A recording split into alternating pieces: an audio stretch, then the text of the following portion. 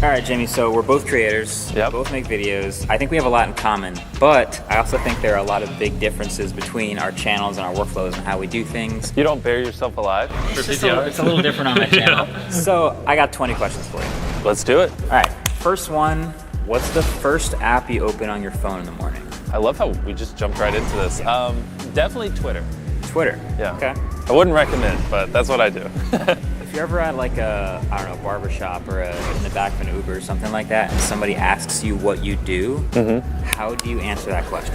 Oh, well, if I'm in the back of an Uber, I lie. I just say I work at McDonald's. Because I don't want them to drop me off at my house and be like, yo, I know where a YouTuber lives. Right, true. Do you have like there's usually follow-up questions. Do you ever like say what you do and then have to sort of explain it? Yeah, so I guess I typically just describe it as I like to give away money while torturing myself and occasionally torturing my friends and then just doing whatever random weird things pop in my head.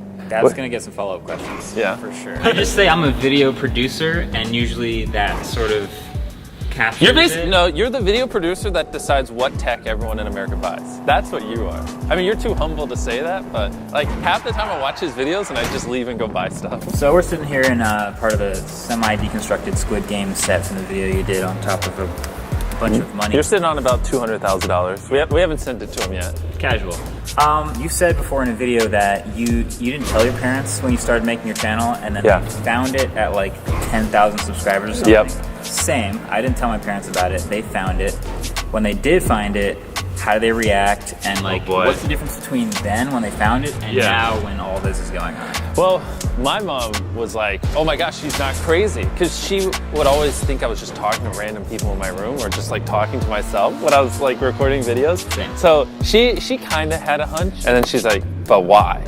And she's like, your grades suck. Can we like start spending more time on school and less on videos? And I was like, no, I want to spend less time on school and more time on videos. So my mom just wanted what was best for me, but it was pretty brutal at the start because I was doing bad in school and I literally would just stay up all night making YouTube videos. But then I think there was a moment where we did a brand deal that was basically more than her entire salary. And that was kind of when it switched and she was like, you know what? You keep doing that. You actually, how about, can I join you? And I was like, yeah, Mom, come join us. So now she loves it, obviously. You know, not because she's money hungry. She just didn't want me to end up, working at a fast food restaurant, which, I mean, if this didn't work out, I don't know what else I would have ended up doing. Was the money comfy, sitting on 200 grand? I've never sat on 200 grand, so I didn't have like Here, put your feet over there. Now you'll be on 400 grand. grand. Okay, 400 grand. Is that more comfy? That is more comfy. Yeah, Don't rob us, we have security. Yeah. Okay, so you've counted to 100,000. Yes. You said PewDiePie 100,000 times? I did it, and Logan Paul 100,000 times. You completed a mile in the world's largest shoes. Yep. What's the hardest challenge you've ever done, physically speaking? The hardest challenge? Surprisingly, none of those. Is actually when I buried myself alive. That was, I buried myself alive for 50 hours. I'm sure footage on screen. It was brutal because, I'll be honest, coffins aren't comfortable and my back was hurting. And like 30 hours in, I was like, I almost got out. Like even just thinking about it makes me almost tear up. It was so painful on my back. I feel like you should collaborate with David Blaine at some point because all of his stunts are somewhere on the borderline of like, how much can you actually physically tolerate? Yeah. And that spectacle is just as fun. Weirdly enough, when I did that, we were in contact, and then since then we haven't talked. But David, if you see this, please, let's do something. Okay, so if you had to guess, how many cameras are on the entire campus for all of the channels and everything that you run? Ballpark, you have to put in a number. Well, so there's videos like Last Take Hand Off Lamborghini where we put 50 people's hands on a Lamborghini. And in that video, we had to get like 50 of these so we could zoom in and monitor every hand. And then if you turn the camera, there's videos where we do hide and seek, sometimes with dozens of people, and so they each need a handheld. And then other videos, we need like 50 GoPros. I mean, we're probably up to like 250, 300 cameras. But I was going to guess it was higher. I was going to guess like 5. I'm trying to be conservative, but yeah, it's crazy. But it's not like we're just buying them to buy them. It's just like certain videos literally need like 50 to 60 cameras at certain times. We just buy cameras and they sit here, and then when we need them, we just grab them. That's the way to go. That's the way to go. Yeah, I don't like super high quality cameras. I prefer it to look a little more amateur. So I've been using like these G7Xs and like average stuff for like a very long time. 24 or 30 FPS. A 30. Okay. Yeah. There it is. Yeah. 24 is like your career's fading. Like you're trying to get into movies and some of that. That never works. Kidding. I hope you don't do 24. I do 30. Okay. Whew.